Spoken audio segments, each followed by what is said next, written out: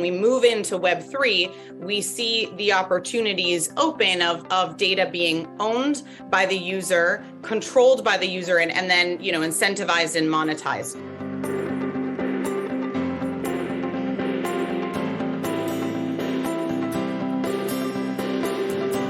Welcome to the Acton Vault podcast, a product of the Acton Institute for the Study of Religion and Liberty. I'm Eric Cohn, executive producer. In this episode, we're bringing you a conversation from our recent Business Matters 2023 virtual conference. Few technologies are simultaneously as disruptive and controversial as cryptocurrency. Attitudes among business people range from viewing it as a way to revolutionize the entire monetary system to seeing cryptocurrency as an inherently valueless asset destined for an embarrassing collapse. The recent downfall of FTX and Sam Bankman-Fried have only fueled this debate further. Here, Acton's Chief Operating Officer, Dr. Stephen Barrows, talks with Dr. Guido Hulsmann, who provides his perspective on this topic as one of the world's top Austrian economists and experts on the history of money, and Michelle Abbs, who provides her perspective as one of the world's top women in the NFT space. You can find additional resources in the show notes for this episode, as well as previous episodes on our website at acton.org/podcast. If you like this program, you can help us reach even more listeners by sharing it with a friend and by leaving us a 5-star review on Apple Podcasts. We welcome your comments as well. Acton Vault is available on Apple Podcasts, Google Podcasts, Spotify, or wherever you listen.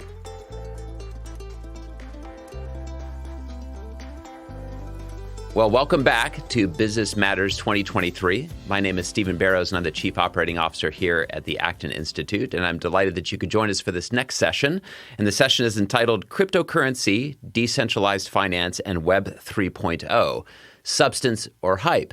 And I'm delighted to be joined today by two professionals. First, I'd like to introduce Michelle Abbs, who is CEO and founder of Web3 Equity. Thank you for joining us, Michelle. Wonderful to be here. And I'm also joined by Dr. Guido Hulsmann, who's professor of economics at the University of Angers in France. Welcome, Guido. Thank you. I'm glad to be here with you. So, I've observed over the past several years the entire sort of domain of distributed ledger technology and Web 3.0. My own background is as an economist, so I kind of view that through that lens.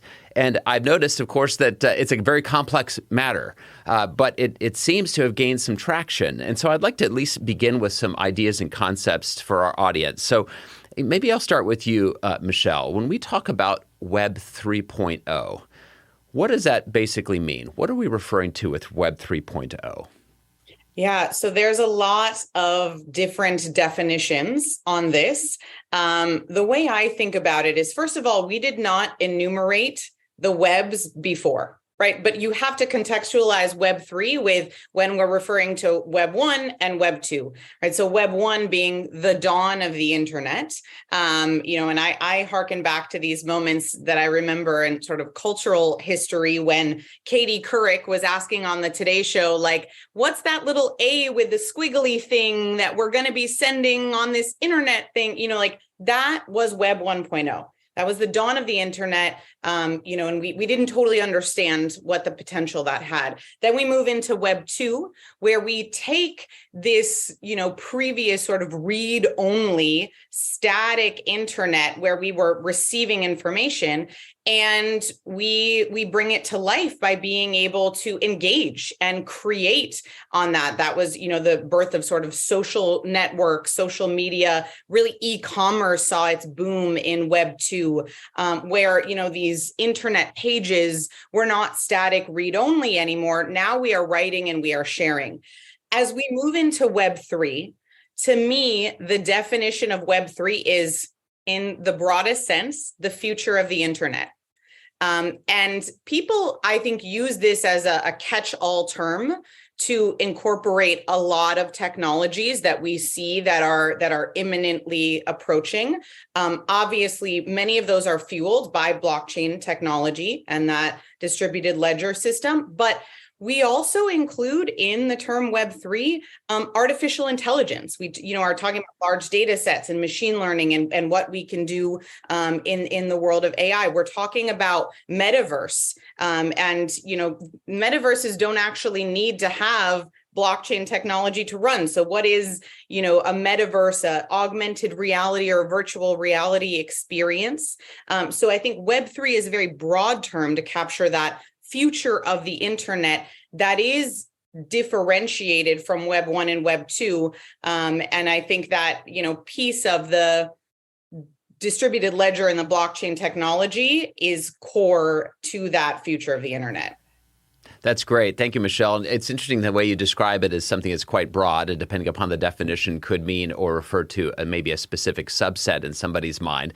I'd like to now turn to you, Guido. When I think about Web 3.0, a term that has sort of emerged along with it is this idea of cryptocurrency and or, shall we say, blockchain technology. And of course, you have written a book on the ethics of money production. And I wanted to see if you could elaborate a little bit on this idea of cryptocurrency and how it fits into the broader concept of money. Money is a generally accepted medium of exchange.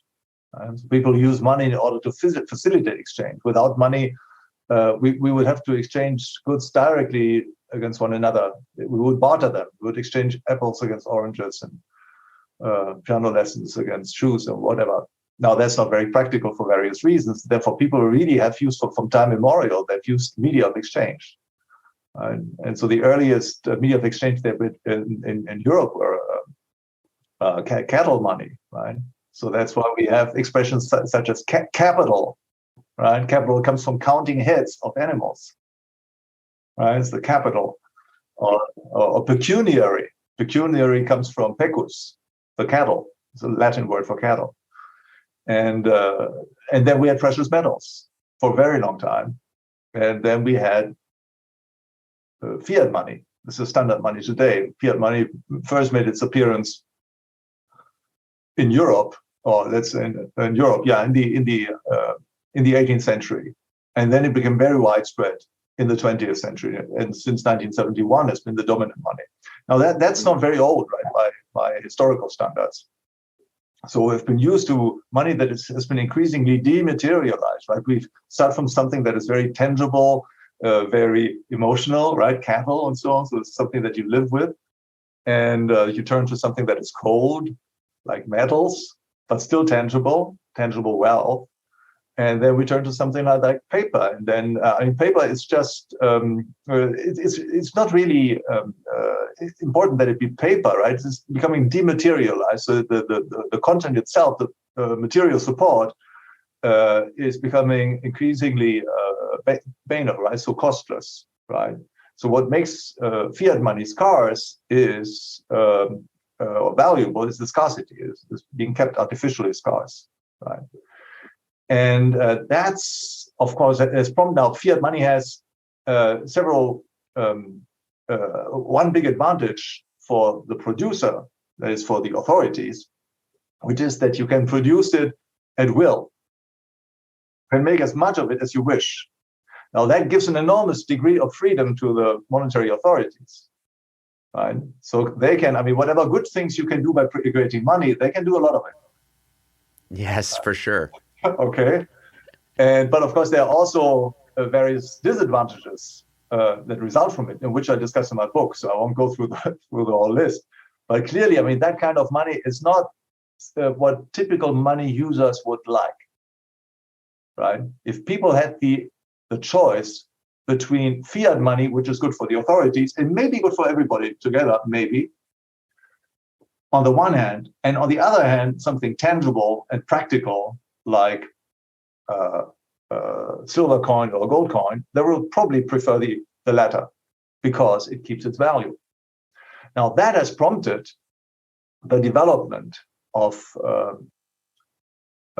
Bitcoin, right? There was a previous step, and I won't discuss all of this, right? But Bitcoin was very much motivated by this situation. So we want to have something practical, but we want it to be scarce and therefore valuable, right? And we want to have something, the scarcity of which cannot be easily corrupted. Therefore, the distributed ledger technology. So we spread it out. It's not possible for one element of the system to just overhaul the whole thing and corrupt the scarcity, right? To destroy the scarcity. It can only be done collectively, and that's what it's very difficult to do this collectively. And so that brings Bitcoin into the picture, right? Bitcoin technologically, because it is dematerialized, is in continuity with fiat money. It can be through various techniques, most notably through Bitcoin exchanges, but not only through Bitcoin exchanges, can be traded one person to another. It is very easily transferable as long as everybody's hooked up to the internet from one end of the globe to the other. You don't need financial intermediaries, you don't need banks and all of this, right? So all of these are great advantages that Bitcoin brings to the table. And well, on the other hand, we have to state that currently Bitcoin is not money, right? It is occasionally used as a medium of exchange, but even in its quality as a medium of exchange, there's no real Bitcoin circuit. Right? People would trade, own in Bitcoin, purchase Bitcoins and sell Bitcoins in order to organize their division of labor within a company running on paying employees in Bitcoin, receiving Bitcoins in payment, right? Everything like this. I mean, it might exist here and there, but it's a very isolated occurrence, if it exists at all. I don't know, actually. So currently, Bitcoin is parasitical on the dollar system. Right? In order to use Bitcoin really to make purchases, you first have to convert Bitcoins into dollars or into euros, and then make purchases with this. Right? So that's the current state. So we're far away still from the situation in which Bitcoin would be a serious competitor as money. Yes. Yeah, that's interesting because on the one hand, there's a couple of threads here, I think, that are common to both of your responses. One is the notion of dematerialization or a dematerialize. It's something that we think of tangible things in the world, and then we have this idea of whether it be, artificial intelligence, the metaverse, and so forth. It's something that's tough to kind of wrap our minds around compared to sort of the concrete touch and feel reality of gold coins or, say, a piece of art that you can actually hang on the wall. And so, with that, I'm going to sort of weave these threads from both an economic standpoint and a business standpoint. And let's discuss a little bit now about some practical applications and whether or not, going back to our theme, whether or not these are things that you think are going to have substance going forward or hype. So, Michelle, one of the things that I've kind of struggled with is this idea of a non-fungible token. And just, what is an NFT? How does it provide potential applications that could be practically used by either individuals or businesses? So could you elaborate on this notion of non-fungible token? Yeah. And just to go back to the actual, sort of title of this and a word that you used in the question is around hype. And I think there was a great disservice to what Web3 and blockchain technology really represents in the moment that NFTs became all the hype, because I think folks got distracted and started talking about NFTs as a strategy without understanding what that solves or why you would use that. So, for example, you would never just say, I'm going to go use this hammer to fix something. Well, is the hammer the right tool to go fix that? Do you need a screwdriver? Do you need I don't know, actually a lot of other tools. So we'll stop there with my list. But we started hearing people saying, I'm going to do an NFT. And it's like, what does the NFT actually serve for and solve for? So I think there was a hype cycle around this that leads to some of this confusion. And to your point of are these really necessary and usable in the future? Because we saw NFTs, which, to define the term non-fungible token, fungibility refers to the ability to break something up into smaller pieces. So, what we heard the professor describing with currency, a dollar, a US dollar or a Bitcoin can be broken into pieces. There are other items that are not fungible, and you cannot have parts of the whole. So you cannot have part of my car. If you take one of the wheels of my car, it will not function. That is a non-fungible asset. It is one piece together. So that is what we mean by the term fungibility and non-fungible. And when we talk about that as a token, we mean a digital asset that cannot be broken into pieces. So we saw this come mainstream. I think the first moment that this became part of a more sort of common nomenclature was with NBA Top Shots, which was when we were digitizing different, sports moments in history. And I remember watching, the newscasters on CNBC asking the question like, well, why would I want to own, this digital moment of this, LeBron James doing a slam dunk? Why wouldn't I just go to the internet and look at that moment? And so I think those questions are the right ones, but then lead to the core technology of what fungible or non-fungible tokens represent. This is ownership of a digital asset. And we actually understand this concept well if we think about domain names. When you own a domain name, you own a digital asset. And I think about the first person who bought the domain hotels.com. They may have, been picking up different words that they thought would become things in the future. And sure enough, 10 years later, someone came knocking on their door and said, I would like to buy that domain because that is a digital item that has value to me and my business. That is what NFTs represent, is ownership of digital assets. And you can create digital assets that then represent different utility.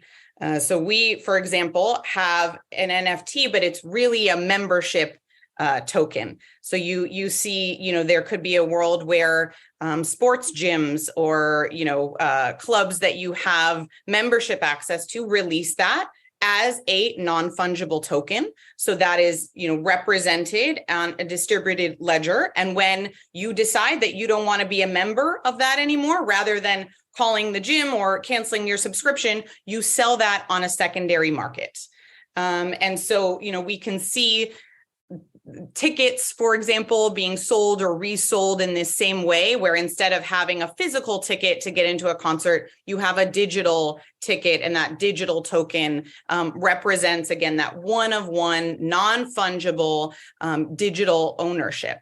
So I think, the moments that we saw, kind of the apes and the crypto punks and the pixelated, images that became a bit of that hype cycle, got folks distracted from the core technology. And then, the second layer is really thinking about where that technology makes sense in a business case. That's great. That's actually very, very helpful. It helps me understand quite a bit better what a non-fungible token is and how it actually has some utility behind it. And that was a great analogy at the hotels.com. I didn't think about that. That's yes. So I'm going to run with this a little bit more in terms of practical application. And so when I've heard people make the case for Web 3.0 and distributed ledger technology, the common terms I hear are it enables trust and exchange. And it also is decentralized, which enables you to proceed without an intermediary. So why don't I begin with you, Michelle, and then we'll turn to Guido. These concepts, and maybe, when I think of value creation, I think of, okay, what is it going to bring to our practical experience that would be beneficial? So is it the case that there's something unique here about its distributed nature and its use of cryptographic techniques to verify trust and exchange that businesses should be keeping an eye on? And let's start with you, Michelle.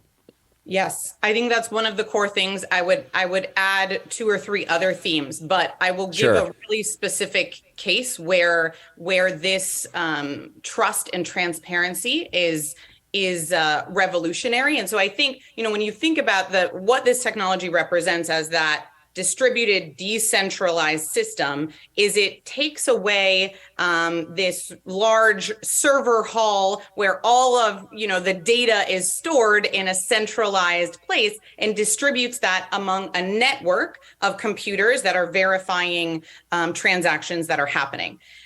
That there's an incredible use case around decentralizing data ownership, which actually ownership is a separate theme, so I won't go too much into that. I'll stay on your trust and transparency theme, but I would, I think that's a really interesting thing to look at. But you think about the places where is trust missing?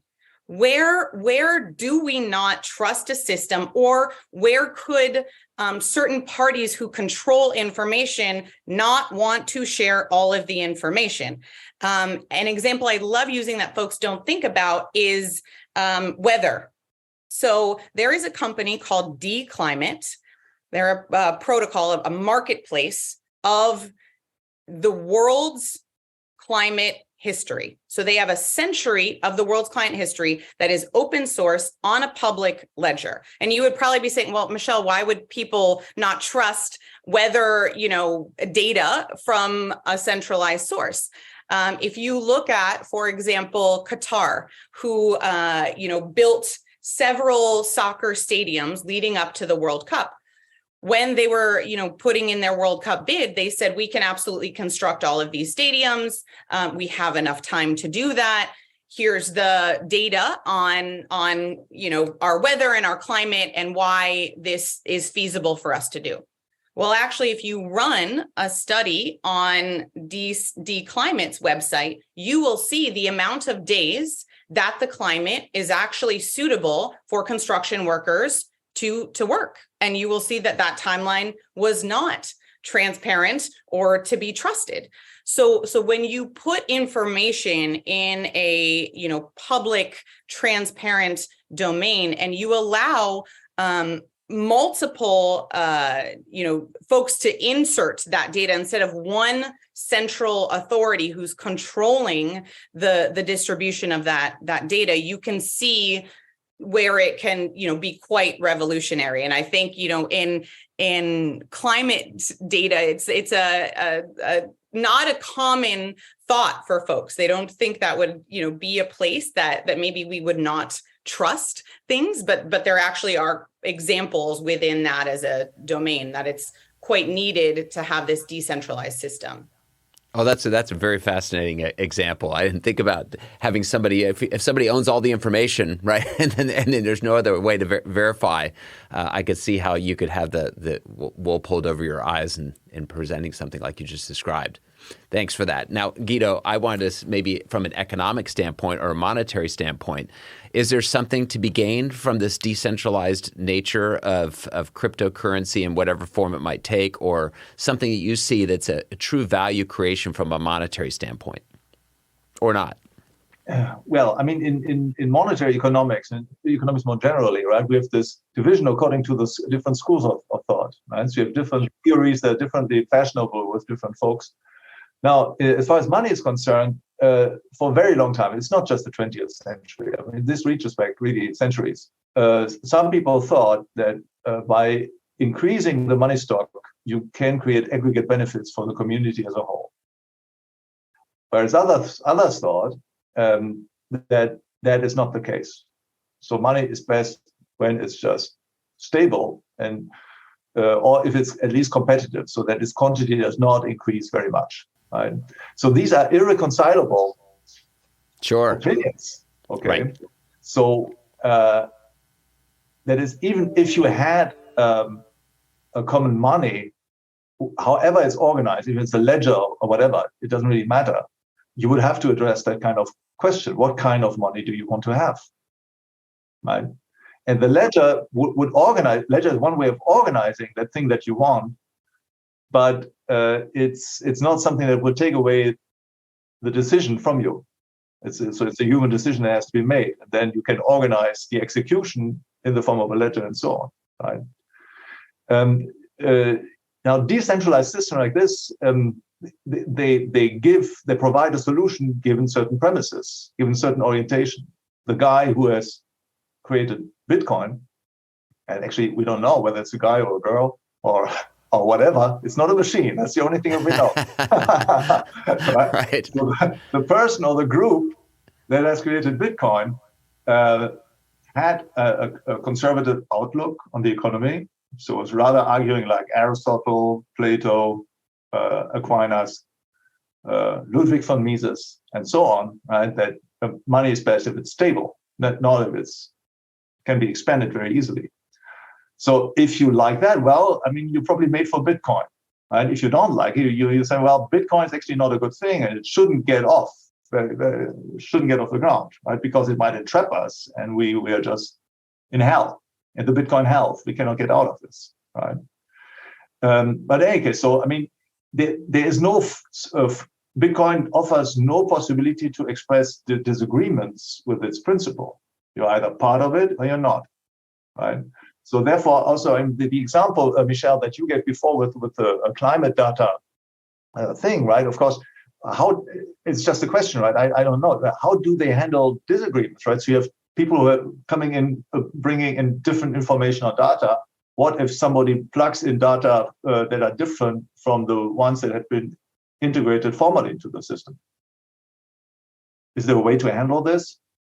I mean, I didn't write the smart contract and I don't know enough about the API to answer that question, but I think these are the questions. To me, this is, I think, the opportunity of the moment of Web3 is that I believe we realize the potential and there are a lot of these questions that need to be answered, right? So what if they are different? How do we handle that? What is, the code that says, this one over this one, who's verifying where that comes from?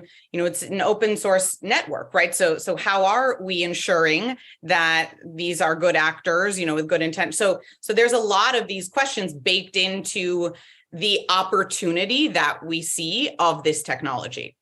It strikes me that one of the key things about this technology is that the moment of sort of data entry onto the blockchain or the distributed technology, and then the moment it's read, it's critical that those moments be moments where there's accuracy or truth, so to speak. And then the blockchain itself is the thing or the mechanism that verifies that nothing has been tampered with along the way. So this was an interesting.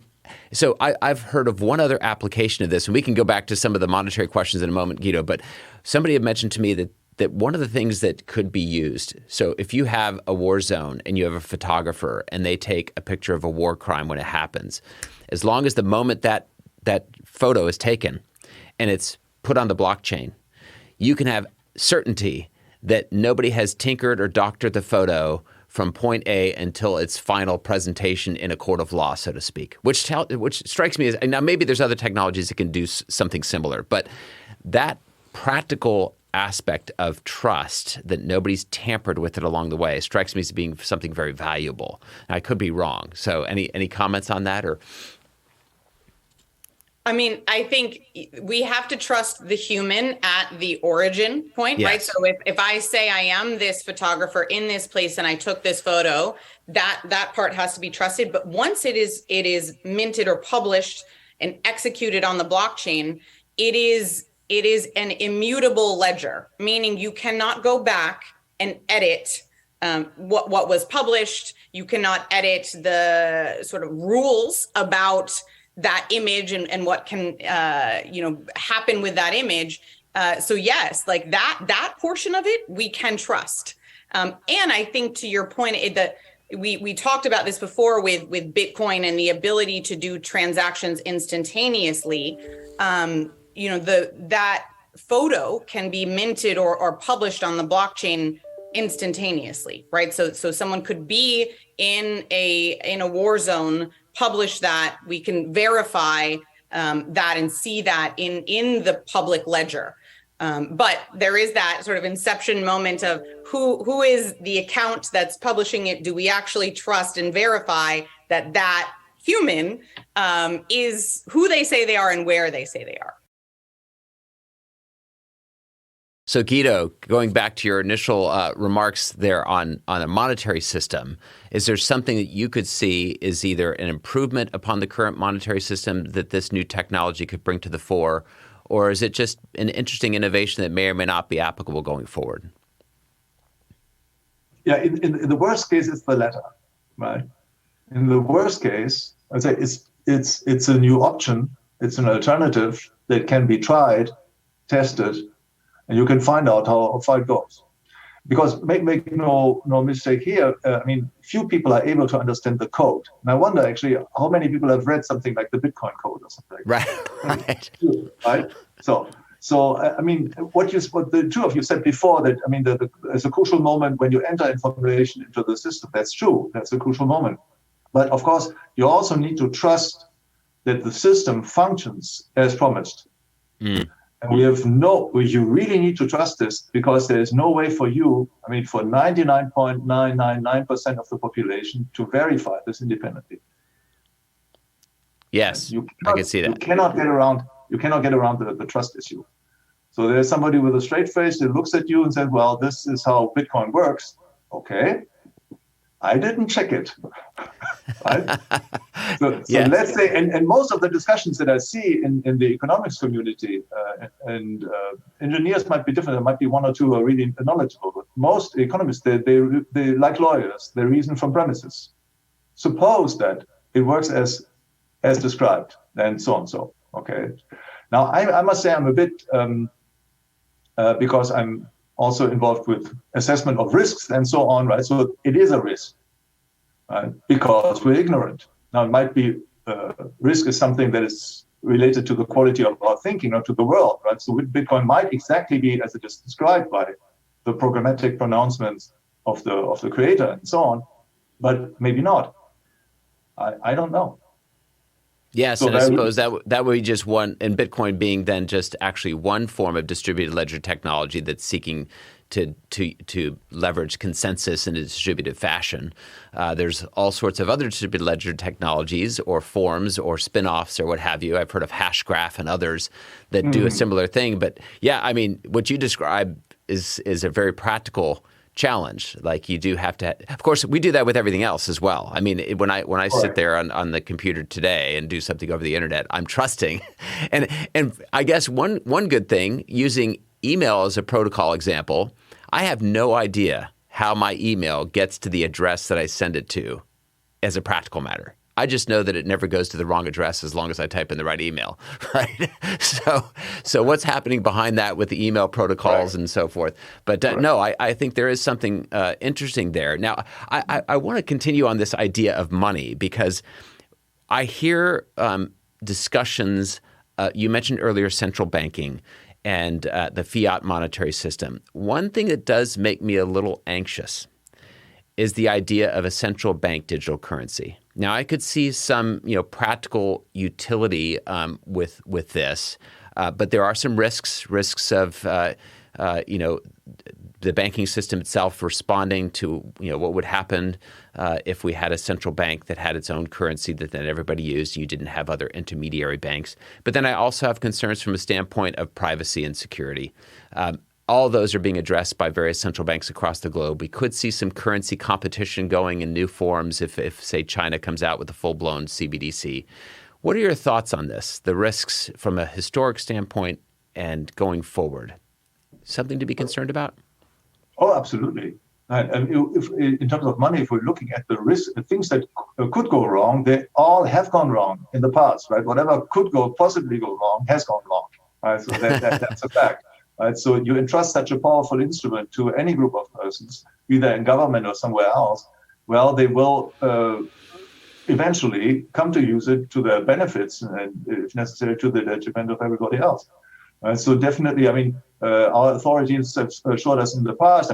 In the US, there might still be more privacy than we have in Europe, but there's been all sorts of promises have been given. We will not use this publicly available information, not privately held information, to look into your tax records and so on. But that's wrong. And I've read articles about the US in which the IRS has been accused to be abused, looking into political opponents and so on, things that we have also heard here in France and so on. So definitely, if the abuse is possible, yes, eventually it will be abused, right? So central bank digital currency, allows for enormous breaches of privacy. It makes people just completely transparent for the authorities without any reciprocity. It's a completely unilateral thing. Right? You don't have that kind of insight into what politicians do or central bankers do, but they know everything about you. Or at least they can. That's not a healthy basis for a democracy, I would say. Right. So that's a big problem. Right. Then, of course, if everybody can set this up, there might be some scope for increased competition. The Chinese set up a central bank digital currency. The Russians do it. The Americans do it. The Europeans do it. Okay. If everybody can have access to all these different monies, might be a good thing.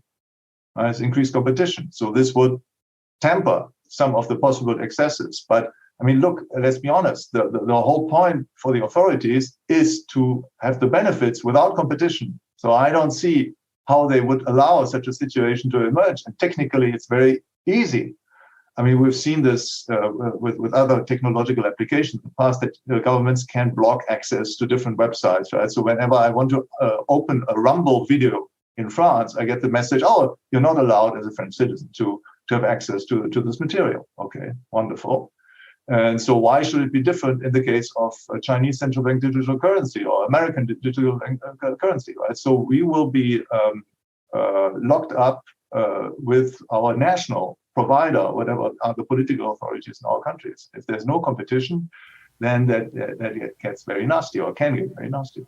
Interesting. So it still depends sort of on the regulatory or juridical framework of the particular country and what they're going to allow you to do or not do with that technology. That's interesting. So there's a flip side of this, Michelle, I kind of want to ask you about, and you'd kind of alluded to it before with this idea of having everything centralized on a particular server, a group of servers. And one of the benefits, it sounds to me, of the distributed ledger technology is you're not as vulnerable to, say, a Google or another big tech company that has access to all your data because of its distributed nature. Any benefits that you could describe, or maybe I'm wrong? Is this not a benefit with this technology? Yeah, I think there's certainly a benefit. And I think actually just, one of maybe the main themes of what we are uncovering with this entire conversation is that there are two sides to each coin, each side of this, right? So we're on one hand, I feel very optimistic around, what the opportunity is and what this presents. And on the other side, there is an underbelly of each of these aspects. So in relation to data, data being centralized, being owned, and I think, Web3 is in response to the major tech players of Web2. So Amazon, Facebook, now Meta, Google, Microsoft, all of them that have all of our data that then they actually have control over, as many of them are monetizing that.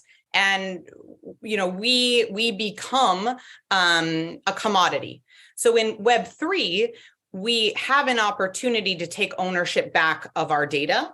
And I think there are some interesting use cases where that data can be stored, centralized, and held and token gated in a place that only you have access to, and then you choose who else has access to that data. So there are some folks who are playing with the thought exercise of what it will look like to have your shopping and transaction history and all the data there owned within your wallet, and then you could choose to sell that. There are folks who are exploring what that will look like with health records, right? So instead of a pharmaceutical company maybe being able to access data, without us knowing, of course, we sign all of the HIPAA, laws. Right. So they're not too nefarious with this, but what would it look like is actually, a pharmaceutical company needs my data and I may want to share that with them. And there actually may be a world where I could be incentivized to share my data, where the pharmaceutical company would say, hey, we'd like to pull this data set of, women between these ages with this, underlying cause or factor in their health records. And we are going to pay $100,000 for this data set. And then they, split that up between all of the women who decide to share their data. So there is, this centralized data of Web 2. When we move into Web 3, we see the opportunities open of data being owned by the user, controlled by the user, and then, incentivized and monetized. But of course, with each of these opportunities, I think there are aspects underneath that, to the point of, who now do we want all of these things to be out of the centralized control?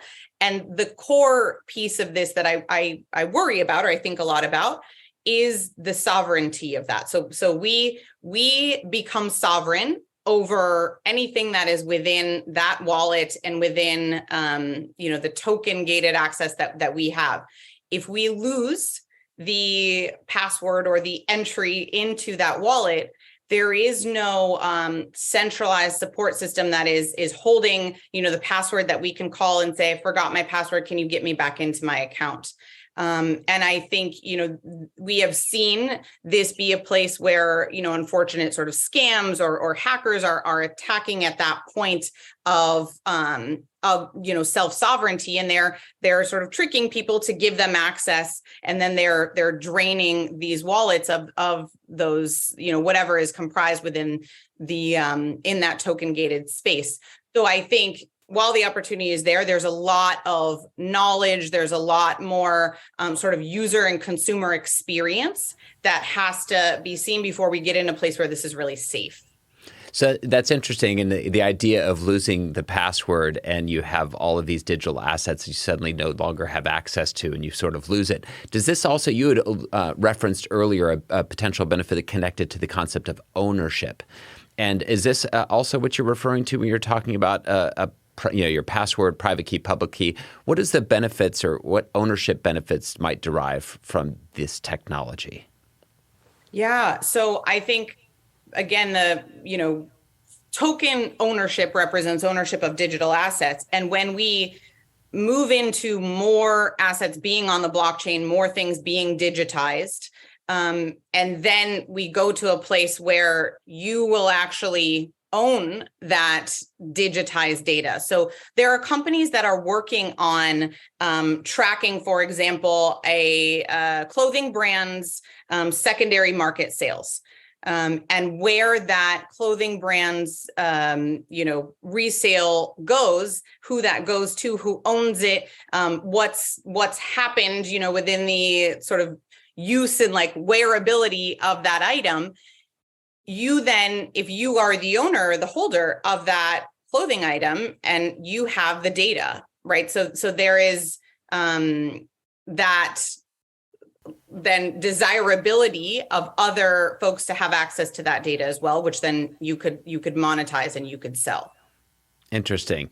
So thinking about the benefits of ownership, one of the things that has come up in the discussion of this technology is the idea of the poor, particularly in the developing world, and the potential for this technology to allow access to effectively banking without an intermediary. And so, I've heard of stories where technologies are being developed in Africa where an individual can simply do trades and transactions using their phone, and they don't have to have enough income to be able to establish a bank account with the banking system. Guido, would you comment on the idea of the potential of improving exchange with this technology, especially for those who are unbanked or have difficulty using the banking system as it currently exists?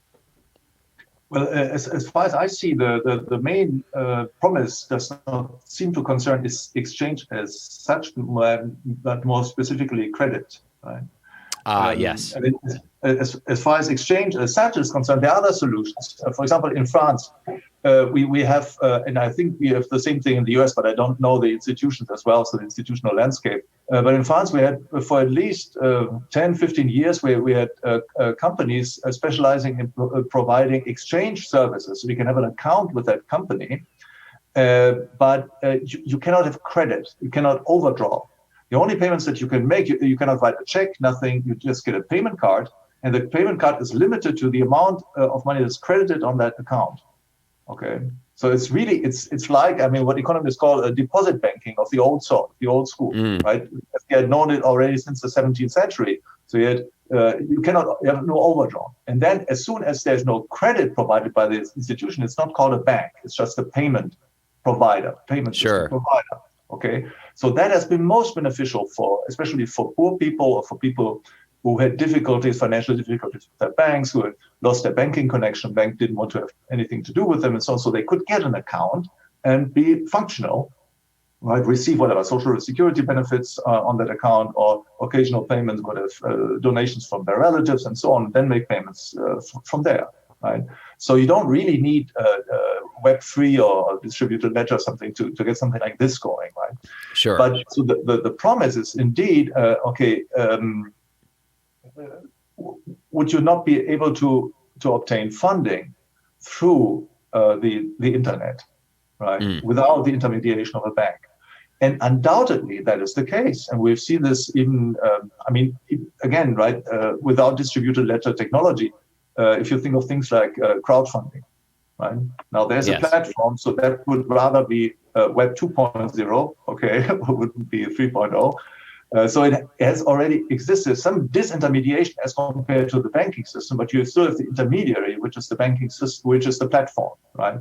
Now, distributed ledger, something like Bitcoin and so on, gives you the possibility to arrange for transfers, credits, and so on a one-to-one basis without going through a bank. Right? And given the informational possibilities of the internet, yes, that holds some promise. How far it will go, I'm a bit skeptical, I must say. Right? Sure. I mean, as far as charitable donations are concerned, that's one thing. Okay, that opens up new horizons, I would say, in charity. But as far as commercial credit is concerned, I'm skeptical, because commercial credit is based on the ability of a creditor to assess the credibility of the debtor. And few people have the technical wherewithal to do this. Right? So that's why most people rely on some intermediary. It's just the value added that comes from that kind of expertise. So I don't expect financial intermediaries to be fundamentally challenged by that new technology.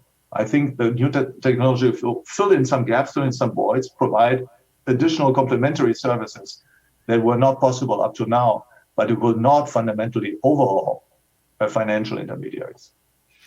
That's interesting. And so I'm going to raise the elephant in the room, at least in current events are concerned in terms of financial intermediaries. And that's what's happened with FTX and Sam Bankman-Fried. And just seeing, I know many people pointed to that incident and the implosion of that FTX and said, see, it's a fraud, it's a scam, and it's demonstrated right here. So we'll start with you, Guido. Without delving into, I know that they're still unraveling exactly what happened. It's now being reviewed in courts and so forth, and it's going to take some time to play out. But do you think that FTX has struck a death blow to this, or do you think that it's just a bump in the road and that it just underscores the need to have a stronger juridical framework for this technology to thrive? We'll start with you, Guido, and then go to Michelle.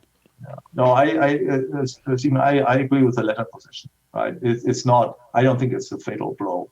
I mean, these things happen all the time, but it just shows. It provides a very valuable lesson, namely that some of the problems, maybe most of the problems that have plagued the traditional banking system, are likely to recur with Bitcoin and similar monies. Right? Let's say even if Bitcoin works exactly as promised. Right, so the Bitcoin is completely rock solid and works as promised. It's a conservative thing. It cannot be corrupted and so on. Let's suppose this. Okay, then we should still expect banking institutions, credit institutions, to develop based on that new money.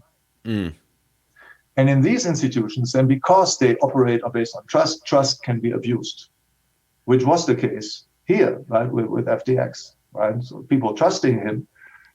He was not, I mean, the people who were entrusted in their funds, they were precisely not operating on a pure ledger operation and so on, having the possibility to verify at each instant what he was doing and so on. And he did, in the ledger system, he would not have had access to these funds, right? So there was really a transfer of funds based on trust. So clearly here we have a banking style operation without any regulation, was sort of shadow banking. And Now, I don't want to make a case for the regulation of crypto-based banking. That's not my point. I think the lesson is valuable, right? And people, sometimes they need to make bad experience in order to be more careful the next time, right? You don't entrust your money to somebody who has no experience in banking, financial intermediation. It's a young chap who has no previous professional pertinent experience in his whole stuff, all people of the same kind. That's just crazy. And so people have lost their money, that's fine. And I think next time they will be more circumspect. And that's exactly as it should be. Yes, caveat emptor, let the buyer beware. Yes, so interesting. How about you, Michelle? What do you think? Was this a fatal blow to the industry, and or do you think it is something that just is a lesson learned, or what is your perspective? I wish the media would have written the accurate narrative, which is FTX was a centralized exchange. We are talking about decentralized distributed ledgers. FTX was not decentralized. That is why that happened, right? To the professor's point, this was, each of his transactions were not publicly transparent. If you want a decentralized exchange, you use something like Uniswap, or you're swapping this, and this is actually, the transactions are shown. What happened was, I think this is the downside of the hype cycle. People were putting their money into an exchange with a very high promised return rate. There are multiple exchanges who have also fallen after this, who promised 10, 15% returns in 3 months' time. I mean, I think that any savvy, thoughtful investor or money manager is going to say, how are you guaranteeing this percent return? Something seems off here. And certainly something was off there. But it was centralized action of something happening behind a curtain that we could not publicly see that led to that result. And so I think it's a real learning moment for people to understand the technology and both the pros and the cons of that. But it's not a death blow in the sense, there was a drain on the wallets of all Bitcoin holders back in 2014 called the Mt. Gox scandal, which was, I will have to fact check the exact numbers, but upwards of 90% of the total supply of Bitcoin was stolen and fell and collapsed in that moment. The FTX fall represented less than 20% of the total supply of all of the cryptocurrencies within that exchange. So while it was a tough moment, I think for folks, cryptocurrencies have navigated worse. And I do believe that it's a value system, it's a thought system around how goods and services and currency should be exchanged, that is stronger than any sort of desire on a percent return on that currency. So I don't think it's a death blow. I think we continue on, and I hope that we continue to learn from this lesson and actually learn the benefits of decentralized systems versus centralized exchanges.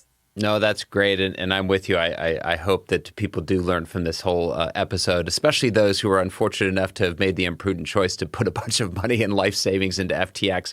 So we have just less than 5 or 10 minutes to go. And so thinking about, we have an audience that consists of business professionals, students, and so forth. I think I'll begin with you, and then we'll close out with Guido. If you were to give a summary to somebody who approaches you and say, okay, hype or substance, what should I be thinking about with Web3, decentralized finance, cryptocurrency? How would you kind of summarize it for them? Good thing, bad thing? How would you recommend they keep their eye on this new technology? Let's start with you, Michelle. I think it's a great thing. And I think the call to action is to learn in this moment. We do not want to have that, we look back on these moments of, again, I use that Katie Couric example. There's an example where David Letterman is interviewing Bill Gates in 1994 and telling him that he thinks the internet is stupid. And why would you watch a baseball game on the internet when you can just listen to it on the radio, right? We want to be educated in this moment to understand the opportunity so that 10, 20 years from now, no one's looking back and going, wow, you really didn't get it.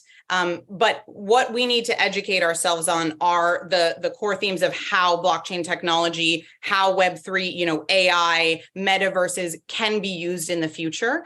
And I think, we've really unpacked this idea around transparency. So look for places where there is fraud, where there is counterfeit, challenges.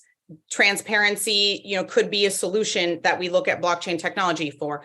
Look at places where scarcity is an opportunity. So, we talked about currency having a set number. We also see scarcity in various consumer goods, right? We know that luxury brands, for example, release a certain amount of purses, per year, or sunglasses per year to keep that scarce. There's opportunities to think about scarcity within blockchain. There's opportunities to think about provenance, right? Blockchain technology allows us to establish that origin point. Think about where is it necessary to understand the provenance of something. In art, Andy Warhol's art is the most commonly counterfeited art in the world because it can be so easy to replicate. What establishing provenance in a digital asset allows us to do is say, this was the true origin of that digital item. So where that makes sense in your business or in what you're studying, that's a great application. And then I think, the last bucket is really around the community angle, the co-creation, the collaboration with folks who own something together. So if there is a set amount of tokens that represent a community with shared values and folks are able to make decisions together, that is another place that, blockchain allows us to explore that we could not explore before. And so I think learn, high level, and then learn about these core themes and how that may apply within the work you do. And the last thing I will say is a bit paradoxical, but I love to lean into a great paradox. So on one hand, you need to understand the core themes of this technology. On the other hand, you don't. Right. Many of us travel and we get on airplanes and we trust that airplane is going to take off and land. And yet very few of us are aeronautical engineers. We don't know how to build an actual plane, and yet we fly. Millions of Americans fly every day. And so understand this technology, but don't get mired down in the having to read every single line of code to feel like you can really take action in Web3. Great summary, great tips there. Appreciate that, Michelle. How about you, Guido? What will be sort of your walk-away recommendations for people that are inquiring about this technology? Well, it's by and large, it is very similar to what Michelle has just said. I think that the crucial thing is the following. Indeed, you need to explore because it's something that is new, that has repercussions that we do not currently see or understand, and they will become more clear as we go along, as we explore. Some things will be good, others will be not. We will learn. So that's a great thing. So the point is that we make these marginal applications. What would be wrong is to bet the farm on the thing and to use such technology to create overarching systems, and then especially if you force everybody to take part in these systems, that would be a recipe for disaster in my eyes, because the whole point of exploring is precisely to get to know slowly and with limited danger, limited impact of the things that you hadn't anticipated, of the things that do not work very well or that do not work well for you in any case, right? So if you impose a whole system on everybody, you make the whole economy and the whole society, in fact, you make it fragile, right? It's a difference whether you explore, you sit into a car, and it's true, you don't know how the car operates. You buy a plane ticket, you fly to another place. I mean, if something goes wrong, it's you and a few hundred other people, but that's it, okay? It's a different thing if you build a ledger system, to take an extreme case, right? Non-financial tokens for all of real estate in the US, right? And then there is a flaw in that system that would be possible, right? And then suddenly you have incredible damage. brought on a massive scale. So that would probably not be a good thing to do. So it needs to be competitive, and it's born out of this competitiveness. So that's a great thing, and we need to keep it that way.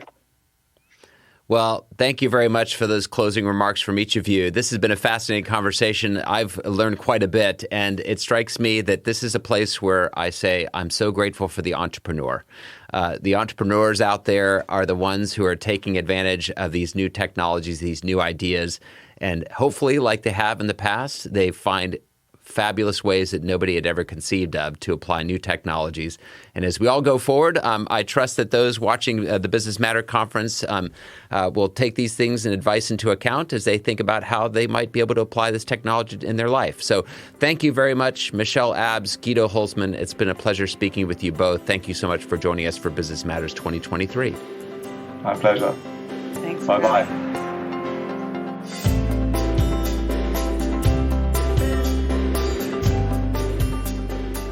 As always, thank you for listening. Our team loves putting this podcast together for you.